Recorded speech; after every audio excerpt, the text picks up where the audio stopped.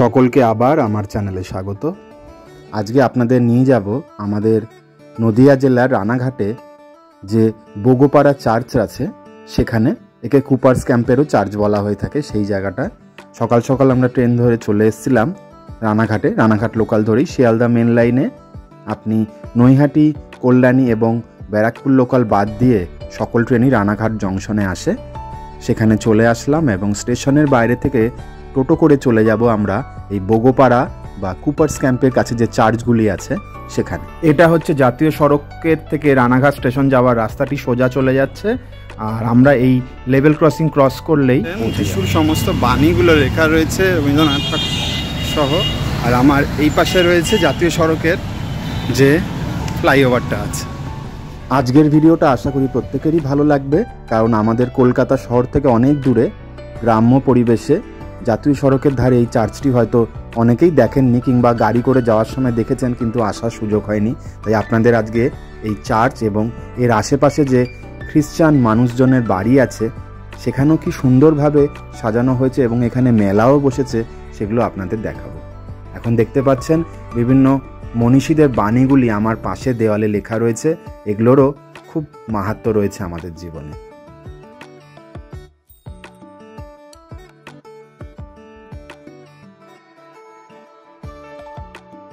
আমাদের সামনে রয়েছে হলি চাইল্ড স্কুল, এর পাশেই চার্চটি। চলুন আমরা একবার ঘুরে আসি। ওই যে সামনে দেখা যাচ্ছে চার্চের চূড়াটি, চলুন।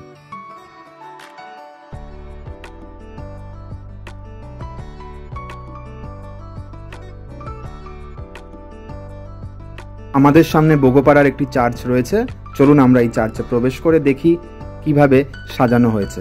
আশা করি প্রত্যেকেরই ভালো লাগবে। আর সকলকে আবার আমার চ্যানেলে স্বাগত। সকলকে বড়দিনের এবং আগামী নববর্ষের অনেক অনেক শুভকামনা।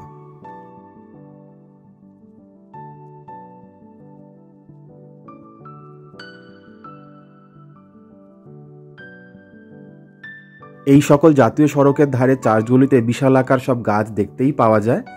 তাও বর্তমান যুগে এত এখানে নির্মাণ কাজ হয়েছে যে এখানে এগুলো কেটে ফেলাও হয়েছে। চলুন এই চার্চের ভিতরটা আমরা প্রবেশ করি। সুন্দরভাবে সাজানো, রাতের আলোতে এর সৌন্দর্য আরও বৃদ্ধি পায়, কিন্তু আমরা যেহেতু দিনের বেলায় এসেছি তাই আপনাদের দিনের বেলাতেই দেখতে হবে। চলুন, তাও আপনাদের আশা করি ভালো লাগবে। চলুন আমরা চার্চের ভিতরে প্রবেশ করি। এখন একটু ফাঁকা রয়েছে, কারণ দুপুর ও বিকেলের সময় সন্ধে হলেই আরও মানুষ আসবেন, তারা মেলাতেও ঘুরবেন এবং চার্চগুলিতেও প্রভু যিশুর দর্শন করতে আসবেন।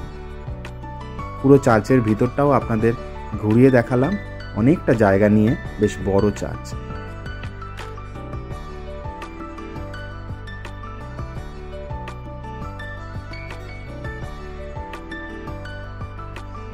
শুধু যীশুখ্রিস্টের জন্মের কাহিনীকে বর্ণনা করা হয়েছে।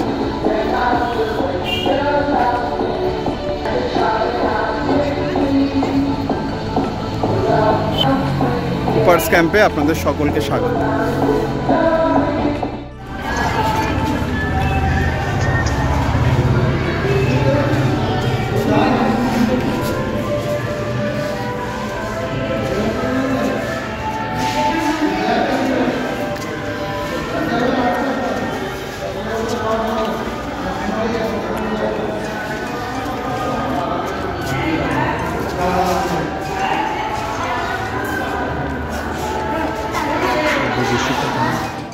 প্রভু যিশু সকলের মঙ্গল করুন। আমরা যুদ্ধ নয় শান্তি চাই, মানুষ তার মানব ধর্ম ফিরে পাক এই কামনাই করি। আশা করি ভিতরটা ঘুরে সকলেরই ভালো লাগলো।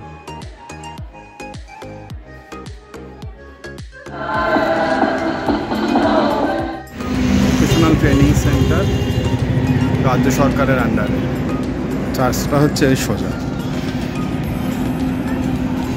জাতীয় সড়ক 34 নম্বর, যেটা কলকাতাকে নর্থ বেঙ্গলের সাথে জুড়ছে। যিশু হাঁটতে থাকো, হাঁটতে থাকো। এখানে যীশুখ্রিস্টের জন্মের কাহিনীটাকে বর্ণনা করা হয় সুন্দরভাবে। ঠিক মাঝখানে যিশু রয়েছে। আশা করি আপনাদের এই ভিডিওটাও ভালো লাগবে। ক্যাম্প বোগোপাড়া থেকে আপনাদের দেখাচ্ছি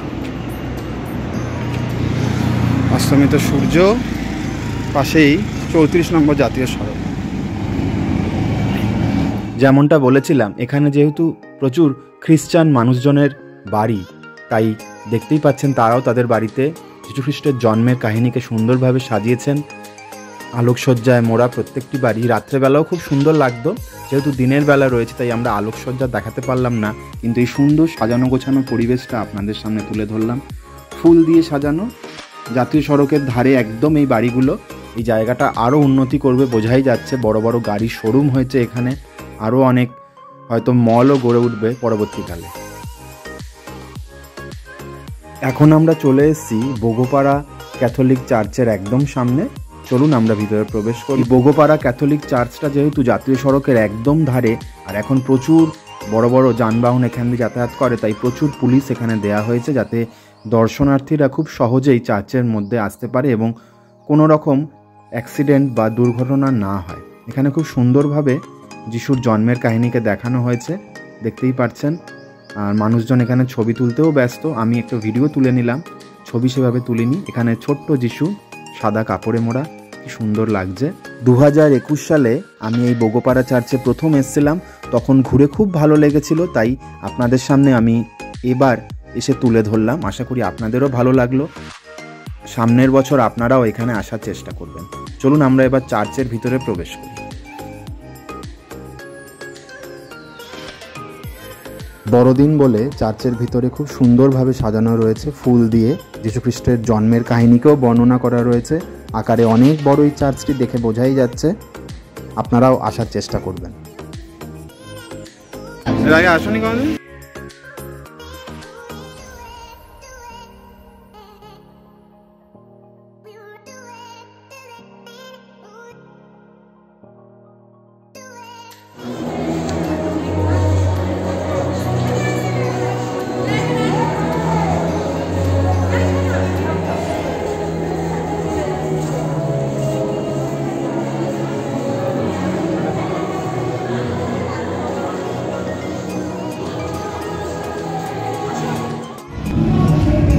ফুল আনলে এখানে দিয়ে যাওয়া যেত, ওই ফুলগুলো আনলে।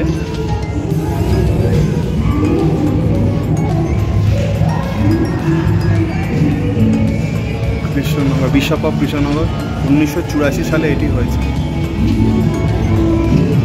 1984 সালে এটা স্থাপিত। আশা করি আপনাদের প্রত্যেকেরই এই চার্চের ভিতরে ঘুরে ভালো লাগলো এবং এখানকার সাজানোটা খুবই সুন্দর। চলুন এবার একটু বাইরে দেখে আসি। চার্চের ভিতর তো আপনাদের ঘুরিয়ে দেখালাম, এবার চার্চের বাইরে প্রথমেই রয়েছে মাদার টেরিজার একটি মূর্তি, তার পাশে রয়েছে আরও অনেক মূর্তি। চলুন আমরা ঘুরে দেখি।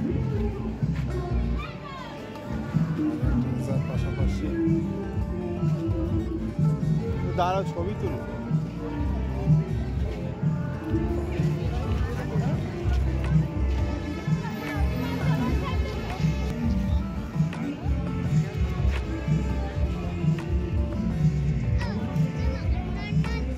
রানাঘাটের এই বোগোপাড়া চার্চে 25শে ডিসেম্বর প্রচুর ভিড় হয়েছিল। এখানকার লোকজনরা বলেছেন তখন গাড়ি ঘোড়া কোনো মতেই এর আশেপাশে আসতে দেওয়া হচ্ছিল না। আজও সেভাবে গাড়ি ঘোড়া আপনাকে নিয়ে আসবে না, আপনাকে ওই লেভেল ক্রসিংয়ে নামিয়ে দেবে, সেখান থেকে আপনাকে পায়ে হেঁটেই আসতে হবে। আর এত ভিড় আপনারা দেখতেই পাচ্ছেন। এখানে লোকজনরা রয়েছেন, এখানে অনুষ্ঠানেরও ব্যবস্থা করা হয়েছে, গান বাজছে।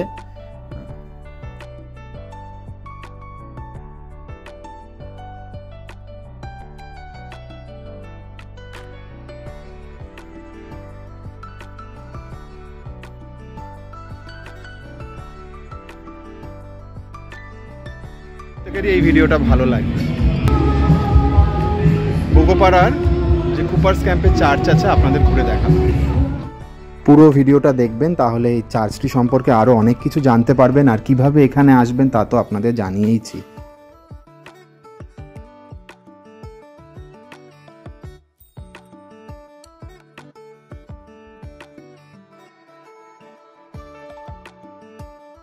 আমাদের সামনের মূর্তিগুলি হলো পাদুয়ার সাধু অ্যান্টোনিও এবং সেন্ট জোসেফ। এই চার্চের মধ্যে এই ধরনের অনেক খ্রিস্টান মনীষীদের মূর্তি দেখা যায়, যেমন সাধু জন বস্কো, সাধু ডোমিনিক স্যাভিও, জন মেরি ভিয়ানে, রানী আরোগদাইনি, কুমারী মা মারিয়া, সাধু অ্যান্টনি এবং সেন্ট জোসেফের মূর্তিগুলো রয়েছে। প্রভু যিশুরও ছোট্ট মূর্তিগুলো রয়েছে।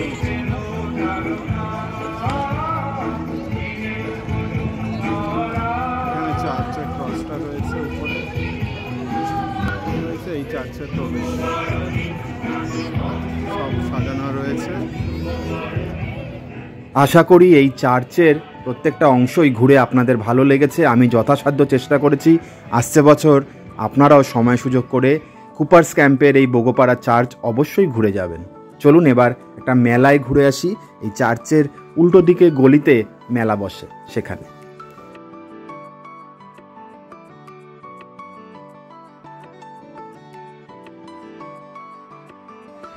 ক্রিসমাস থেকে 1 জানুয়ারি অবধি এখানে এই মেলাটা বসে।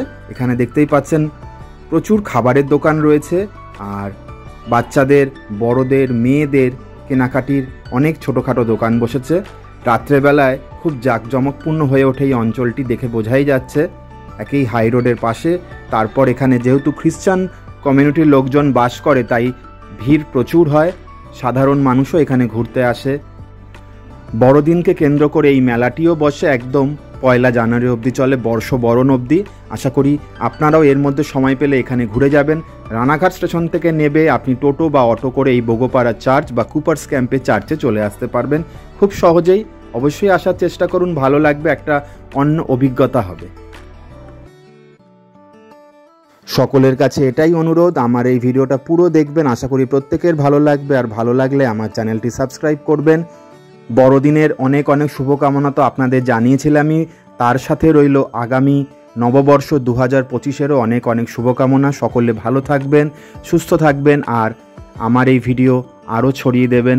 ভালো লাগলে অবশ্যই সাবস্ক্রাইব করবেন। ইট কাঠ পাথরের শহর থেকে দূরে একটি গ্রাম্য পরিবেশে এত সুন্দর একটা বড়দিনের উদযাপন করা হয়ে থাকে এবং নববর্ষের উদযাপন করা হয়ে থাকে। আপনারা এখানে আসলেই বুঝতে পারবেন। যারা এবছর আসতে পারবেন অবশ্যই চলে আসুন। যারা আগামী বছর আসার কথা ভাবছেন তাদের জন্যও রইল শুভকামনা। প্রভু যিশু সকলকে সুবুদ্ধি দিন, সংসারে শান্তি ফিরে আসুক, সবাই ভালো থাকুক, সুস্থ থাকুক, নির্যাতিতার পরিবার যথাযথ বিচার পাক, এই কামনাই করি। আমাদের প্রতিবেশী দেশ বাংলাদেশে যে অস্থির পরিস্থিতি রয়েছে তা দূর হোক, সকলের সদ্বুদ্ধি আসুক, মানুষে মানুষে ভেদাভেদ দূর হোক, একে অপরকে আপন করে নিক। 2025-এ হোক, এটাই আমাদের মূল মন্ত্র ও লক্ষ্য। আসুন আমরা একটা সুস্থ সবল পৃথিবী গড়ে তুলি, যেখানে থাকবে না হানাহানি, থাকবে না যুদ্ধ, থাকবে না ভেদাভেদ। প্রভু যিশু সকলকে শক্তি দিক, শুভ বুদ্ধি দিক, শুভকামনা জাগ্রত হোক। আজকে আমার ভিডিও এখানেই শেষ করলাম। আবার দেখা হবে সকলের সাথে পরবর্তী ভিডিওতে। সকলে ভালো থাকবেন, সুস্থ থাকবেন এবং আমার চ্যানেলটি ভালো লাগলে অবশ্যই সাবস্ক্রাইব করবেন।